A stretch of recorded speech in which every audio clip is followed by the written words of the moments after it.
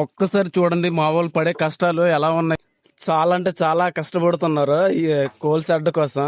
రేకులు అయితే బిగించారు, మొత్తానికి కట్ చేసి సైడ్ కి అయితే పెడుతున్నారు. ఈ వర్క్ స్టార్ట్ చేసి అయితే 2 వీక్స్ అయిపోతుంది, ఇప్పటికే కంప్లీట్ అవ్వలేదు. రేకులు లేకపోవడంతో పని ఆగిపోయింది. అలాగా చూడండి ఫ్రెండ్స్ ఎలాగా కట్ చేస్తున్నారు.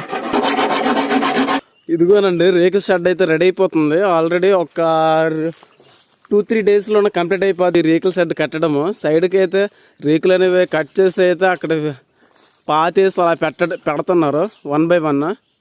అనే రేకుల షెడ్ ఎప్పటి నుండి స్టార్ట్ చేసావు కట్టడం? 2 వీక్స్ అవుతున్నాయి. అయిపోతుందా రేపట్లాగా?